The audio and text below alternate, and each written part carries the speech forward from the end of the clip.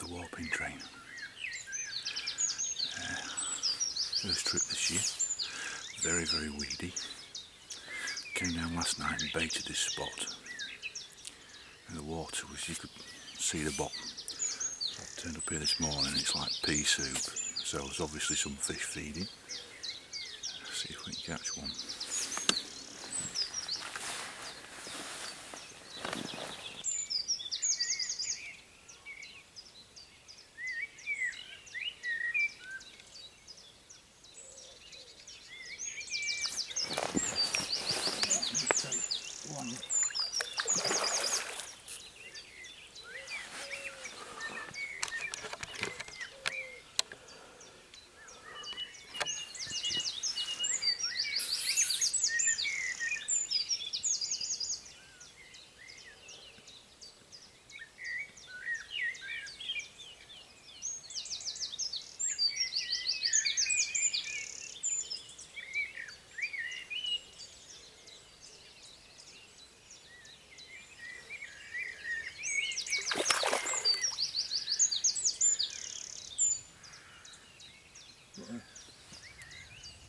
From the strike control,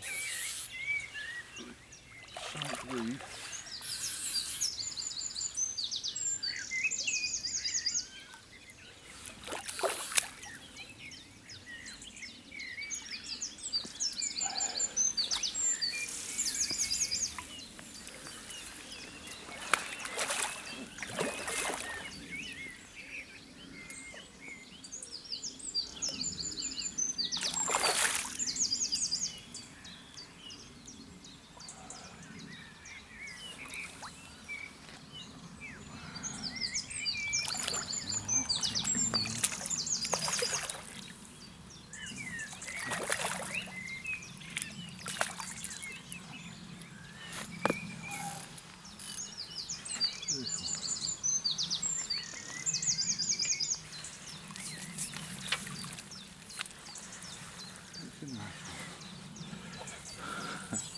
They're all nice ones, aren't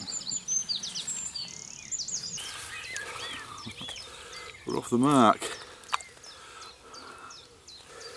3.5 I would think. Get her back.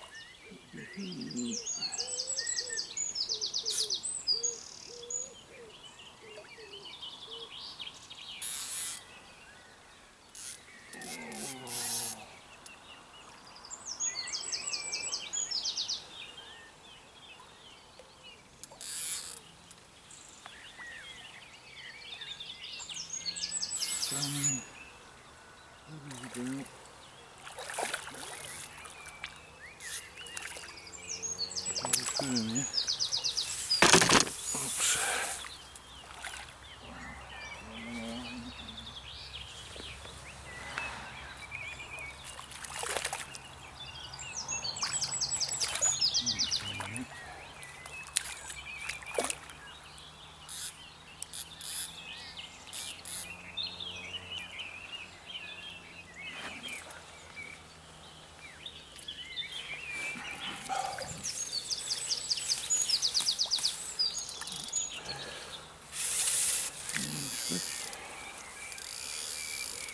Smaller than the first one. Not that.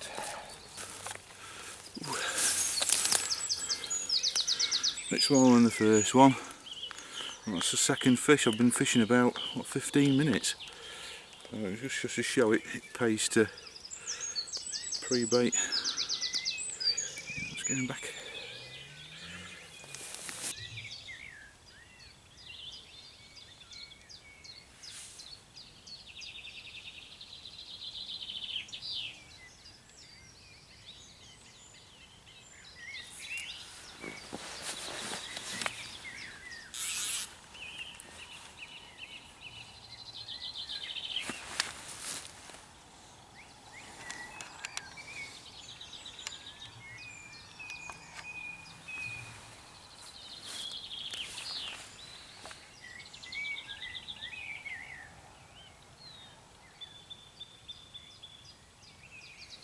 String bite.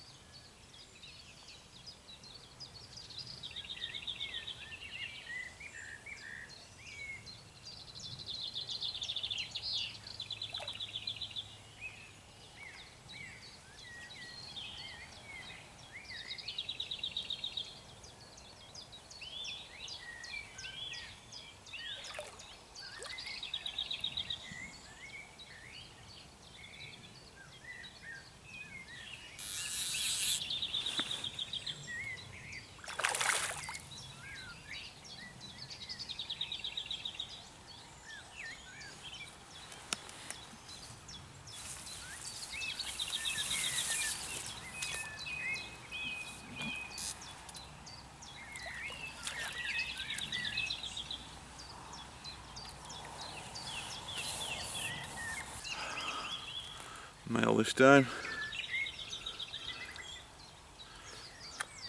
Crinkly fins. Big pronounced pelvic muscles there. Getting back.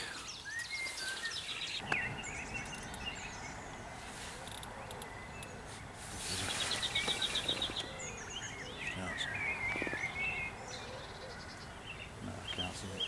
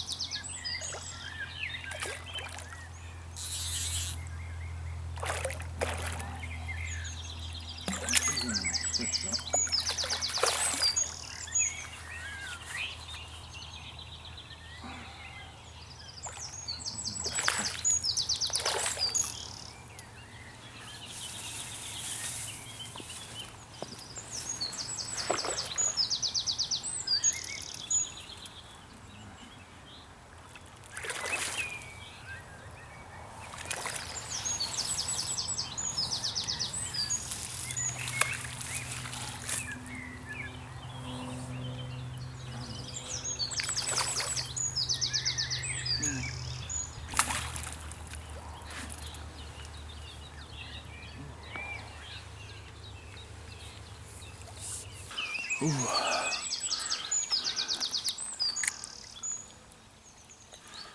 Okay, that's the biggest one of the session so far. Lovely fish. I would say it's had an escape from an otter. I know I've seen them in here. They've released them in the river just about a mile away, half a mile away. So yeah, I would say that's a lucky escape from an otter. But, anyway, seems fit enough. Let's get it back.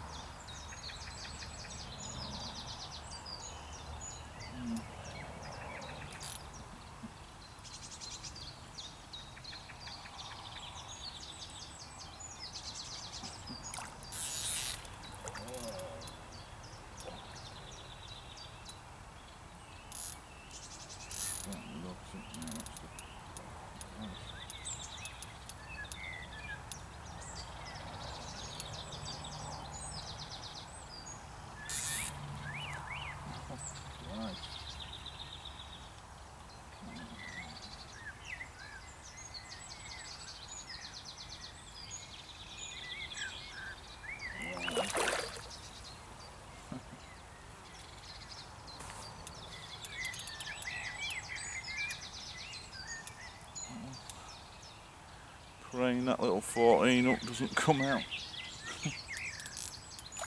Oh, this is an interesting one. Looks like it's been had by a pike at some point.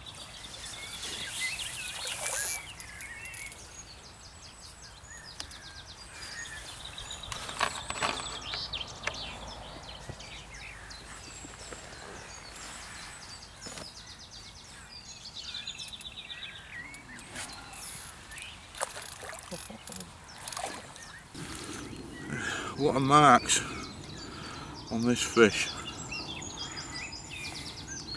Got a nasty wound up there as well, which I've treated it with some carp care antiseptic liquid. It's marked the other side as well, and I would say once again, I thought a pike had maybe grabbed it, but I would say these are scratch marks off an otter's claws. I would think. I think an otter's tried to have hold of it and it's beating it there, I would think. What a shame again. So anyway, I'm popping back.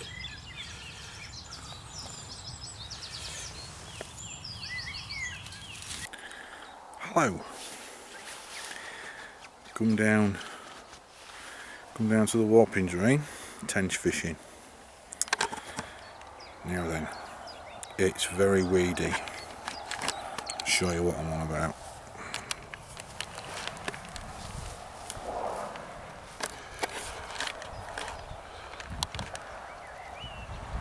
There you go.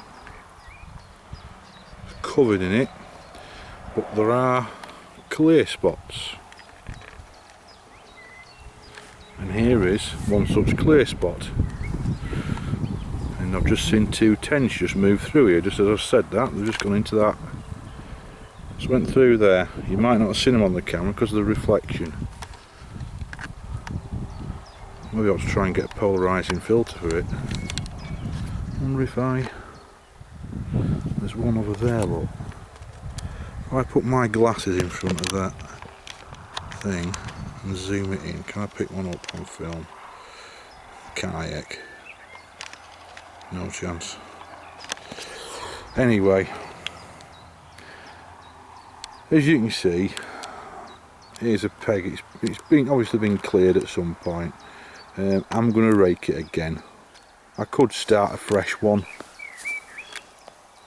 a bit further down. It might be an idea, to be honest. I don't know, but I'm fancying an easy life tonight. Just want to chill out. But as you can see, you stick with it. There's another clear spot there actually. That's the peg I fished a couple of weeks ago, or a week or whatever, how long ago it was, I forget now. But the fish is still here to be caught, and yeah, it's just a case of you know, have a look round and find a spot. It's important that you use the correct gear to extract a tench from this weedy water. It's no good doing what I saw a guy doing the other day. I'll turn this round. He was float fishing in, you know, £1.5 bottom. It's alright if you're on a, you know, if you're on a totally snag-free, weed-free venue, but not in here. It's going to be a case of hitting a hole. You're going to really bendy through action rod as well, so you can just stop it and just let the rod bend and act as a shock absorber. It'd been broke 3 times. Yeah, he was getting bites, but it's no good getting bites and getting broke off. I'd rather not get bites.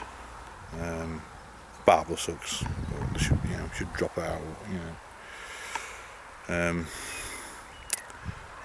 You've got to gear up for it. So I'm going to get raking this peg again, because there is a bit of weed starting to grow in it again. It'll disturb the bottom as well. That's important. We'll cloud it up. It should attract the tench. Once you've done that, really you don't really need to put any pre-bait in. Just that raking will attract them in the swim. So yeah, I'll get my rake out and show you how we go on raking. Here's my rake.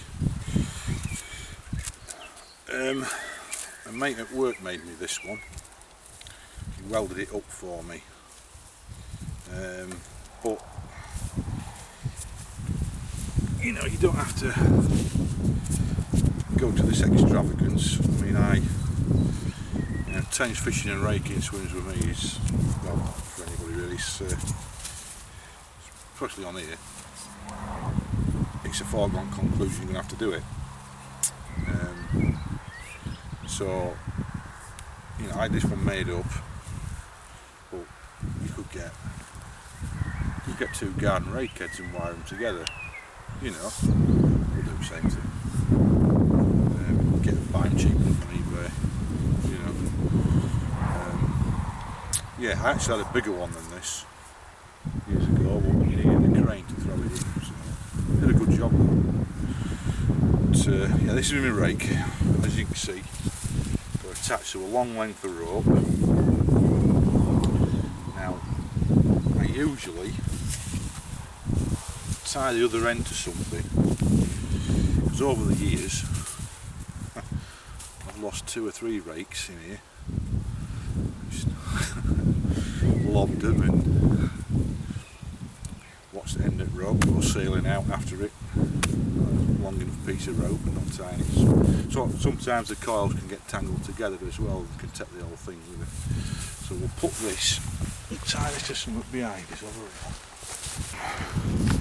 So what I've done is I've stuck my rod rest in and I've put the end loop round it there. Okay, so I'm not going to lose my rope. Okay. Whoa. Right. Back to the job in hand.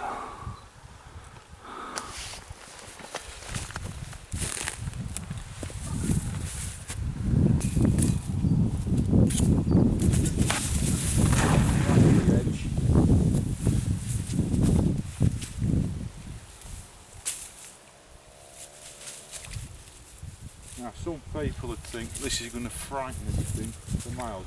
It might do initially, but as I said, stir up all the natural food and also that bottom the cloudy, and Tench will come in and investigate this. It'll actually attract it. But don't worry about the initial noise and disturbance. As you can see, the size of that swan mussel. Great big swan mussel there, look at that.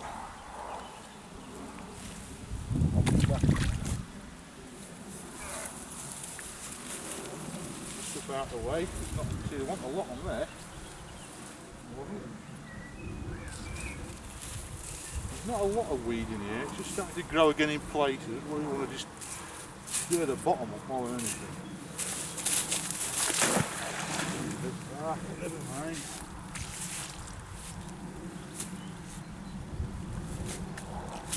There's some clumps just there. What you can do is step to the side and like steer it into them. That's got a bit out there, you see.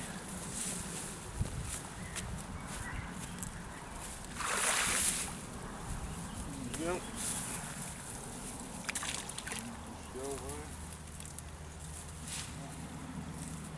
Smells lovely as well. Not.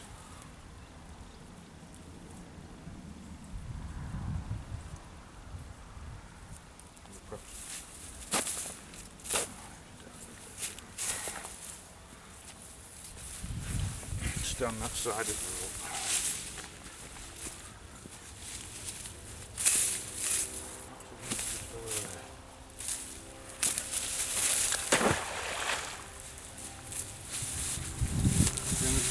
We actually just here. It's going to come inside.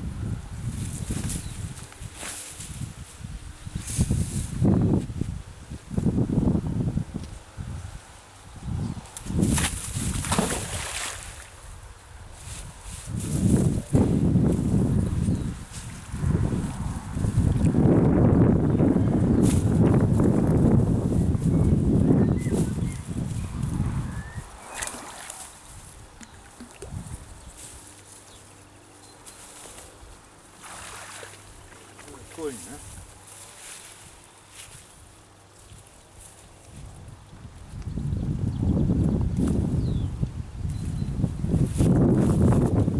Sure you're not stuck on the road?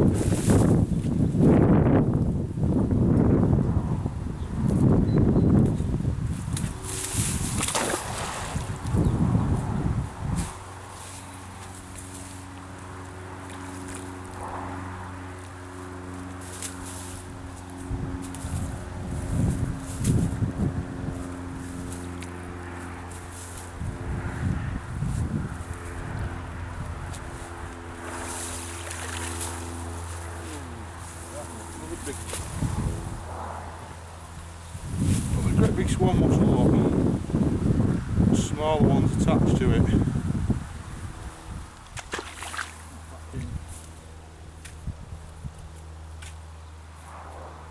I caught a few fish on here the last session and they had some bite marks on it, and I thought they were perhaps caused by an otter, because they a few years ago they released otters in the river just up the road there, about half a mile. But my friend was fishing here the other week and he caught some bream and he saw a mink swimming about. Now classic mink attack apparently is a bite back at neck, and one of the fish I had did have a bite to the back at head. So I would say it was actually a mink, not an otter. End of the day, I think if an otter, and an otter's a very big animal, if it caught a 3 pound tench or a 3 pound bream, that would, I can't see a fish that size would be able to get away from an otter, but a mink, yeah. So I'll say it's Mr. Mink. One more chub with this.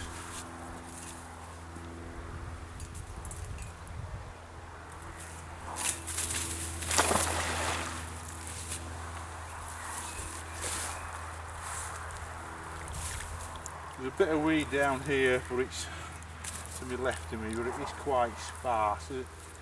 Again, out there it is. If I hook a tench, I'm pretty confident I can control it in this area, and with the gear I've got, I should be able to pretty much clamp down it and stop it. Right. That'll do. Let that settle now and I'll rig the rest of this stuff up. One thing I will say, obviously, it's not just with your raking as well. I always have some hand sanitizer in your fishing bag if you're going to eat or drink anything while you're here. And as you can see, I like eating. You've got rats, loads of rats around here, you don't end up with Wills disease. So obviously I've just had my hand in this weed and in the water, and you're handling fish if you're lucky enough to catch one. So always have some hand sanitizer. I use like an alcohol based one that evaporates, so I don't need to wash my hands with water and Right, I'll wrap this up. I'll set the gear up. Okay, there's a few fish feeding now, so we're going to begin fishing for them. To show you the kit, what I've got is my Tench float rod, 13 foot compact design one. Which means the handle here is 2-piece, you can unscrew the handle, fits in the bag, so you can leave the rod set up. 13 foot 2-piece, which is a very nice little clever idea. It's similar to the Series 7 one. I've got one of those as well, another great rod. I got this one off eBay. They've never been used, 70 quid, absolute bang, about 150 new. They don't build it anymore, but they do make the Series 7 one. I think they still make it. I certainly recommend one of them. They are a good rod. They're as good as this one, to be fair. Got my trusty centre pin. That's loaded with 7 pound breaking strain Drennan double strength.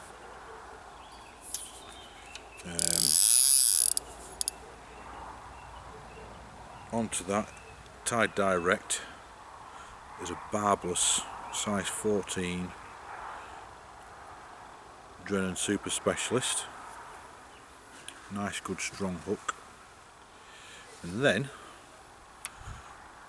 with my shot, because what I do is I fish lift method, I just have one big shot which overshots the float. It's a 2.5 BB float and I've got one SSG on it, so it's going to overshot it.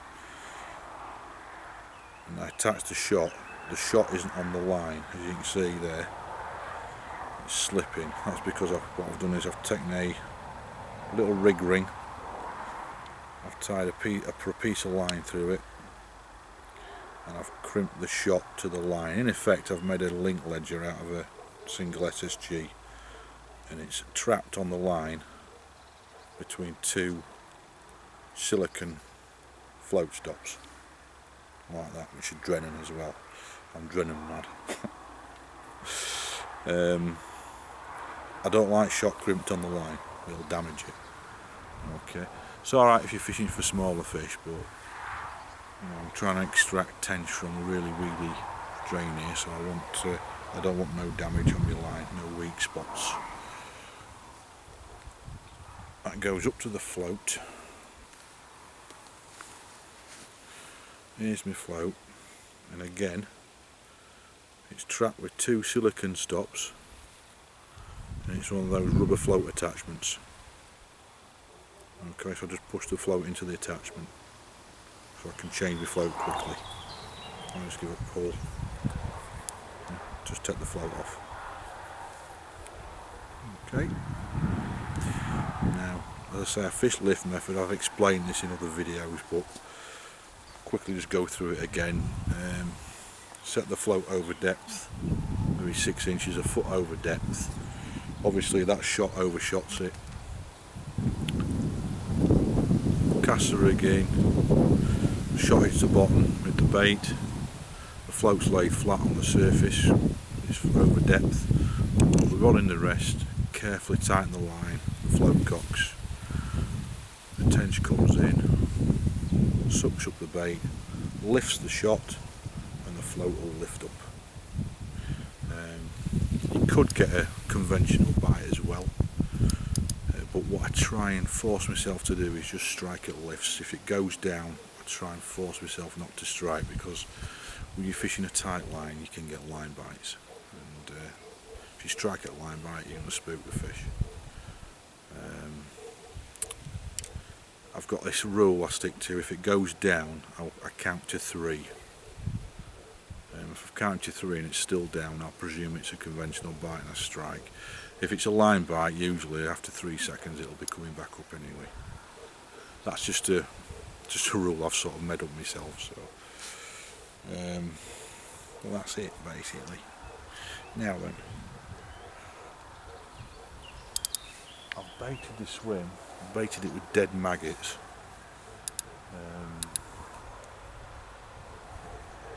So it makes sense to put dead maggots on hook, I suppose. I was going to put Dendrobrina worm on. There seemed to be troughing one on the dead maggots, so I think we'll dead maggots on.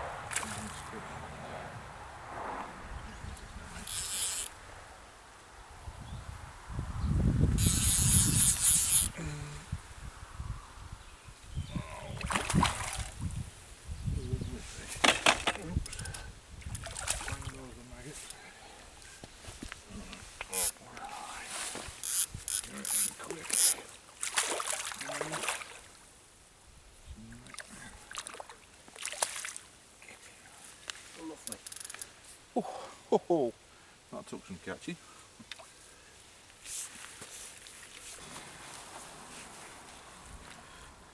Ooh. Okay, there she is. £3 probably. Fabulous. Good scrap. I don't know how much of the fight I got on film. I was concentrating on stopping it from getting too far into all that weed. I've got no remote control for the camera, you see, so I've got to turn around and zoom it back out manually. So anyway, we'll see. We'll have another half hour or so, and we'll see if we can catch the one. We'll get this one back. Brilliant.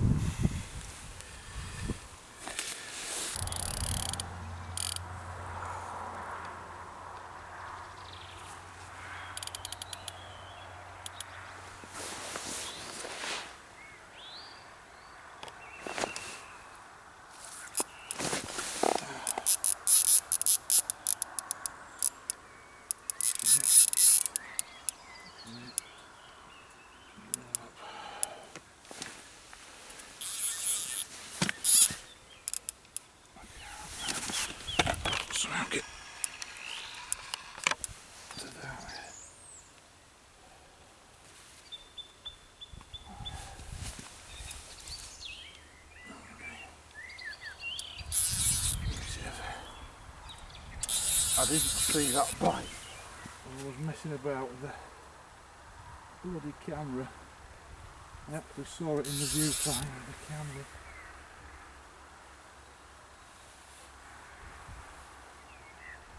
Oh God, that was grassy.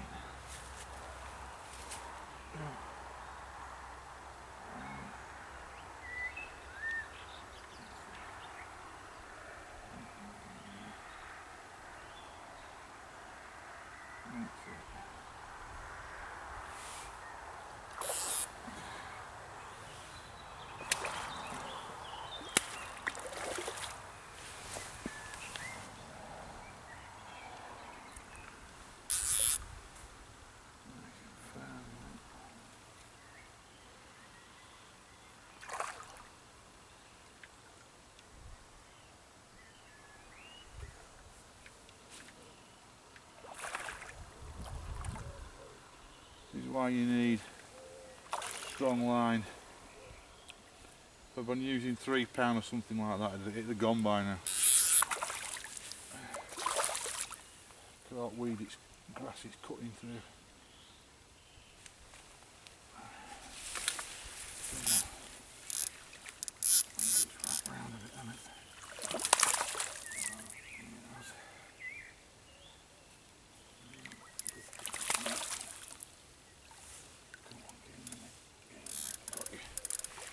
Ooh.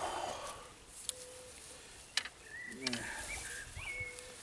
This really is hitting old.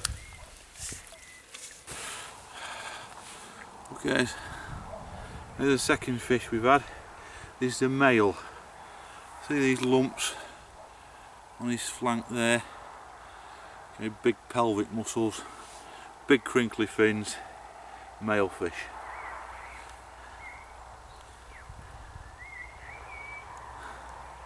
Crack. Going back.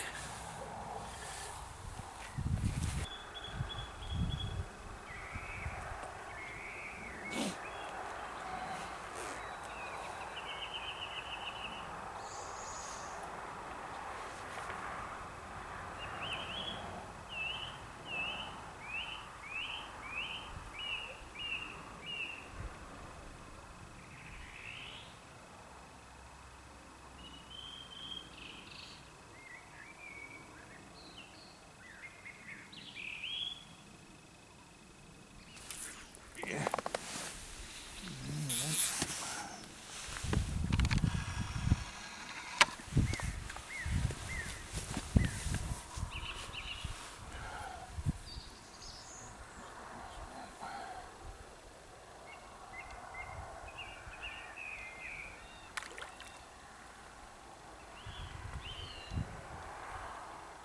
Try not to give any line.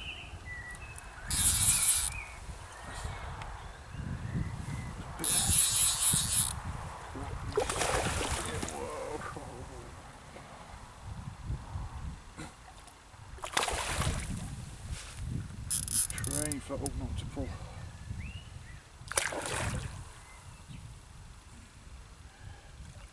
This rod is absolutely superb. It's just a perfect shock absorber. That's a nice one. Ooh. I think we'll make that the last one.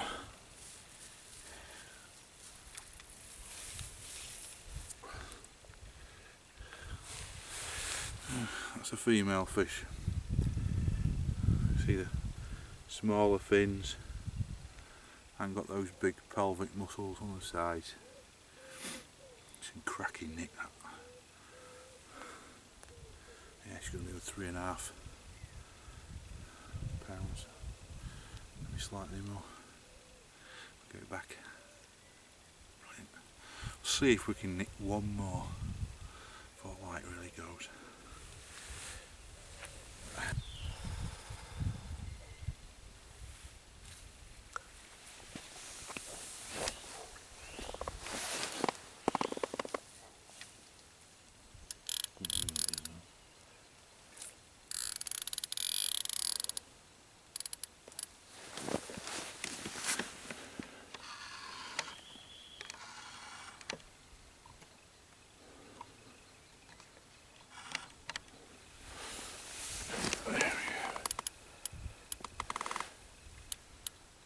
Okay, 15 minutes. That's it.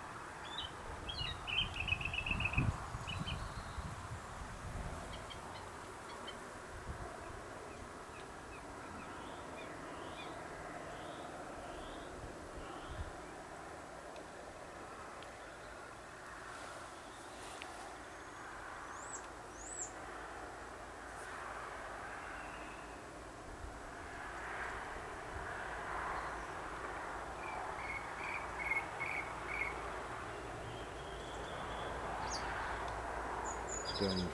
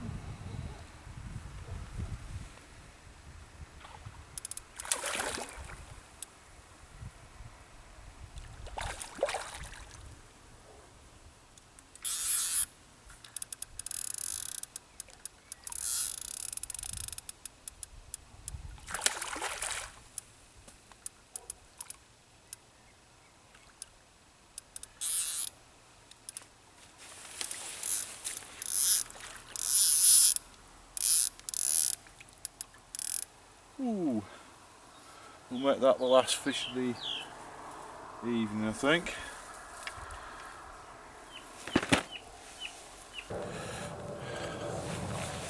Okay, I'm going to call this the final fish of the evening. Another lovely female fish. So I've started fishing at 7 o'clock. I didn't get a bite up till about 9 o'clock. It's now 9:45 and I've had 4. And I've unfortunately been broken by one. Barbless hook, you know, it should just fall out. I've been hooking these in the net, and the hook's dropped out in the net every time I've, you know, brought them up to hook them. So just goes to show, I'm using £7 line straight through. So you know, makes you think when conditions like this, you maybe, you know, maybe you've got to use 8, maybe something like that. But anyway, it's been a great evening sport. I think might have a go at catching a barb or a carp now. So we'll get this back and we'll see you next time.